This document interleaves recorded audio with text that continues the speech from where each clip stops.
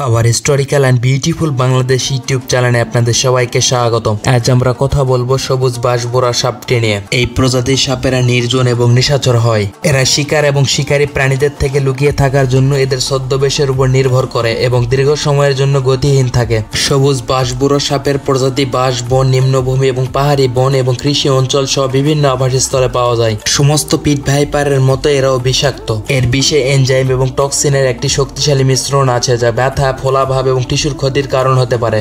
অবিলম্বে চিকিৎসা করা হলে বিষ সাধারণত মানুষের জন্য মারাত্মক হয় না, কিন্তু দেরি হলে এটি মানুষের জন্য বিপজ্জনক হতে পারে।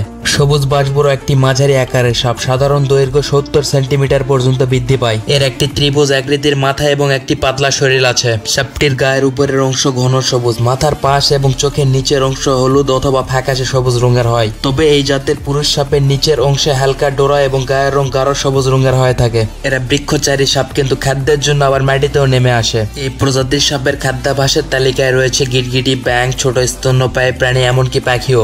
সাপটিকে বেশিরভাগ সময় বাঁশঝাড়, কৃষি জমি, বনের ঝোপ, লেবু, আনারস, এমনকি চা বাগানেও দেখা যায়। আর বাংলাদেশ ছাড়াও এই সাপটি ভারত, নেপাল, মিয়ানমার, চীন, পাকিস্তান, আফগানিস্তান ইত্যাদি দেশে দেখতে পাওয়া যায়।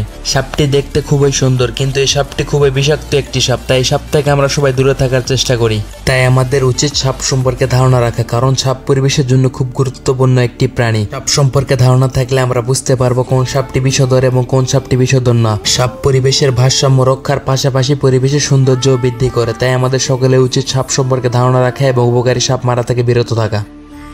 আপনাদের সকলকে অসংখ্য ধন্যবাদ। এরকম ভিডিও পেতে আমাদের চ্যানেলটি সাবস্ক্রাইব করে আমাদের পাশে থাকুন। ধন্যবাদ।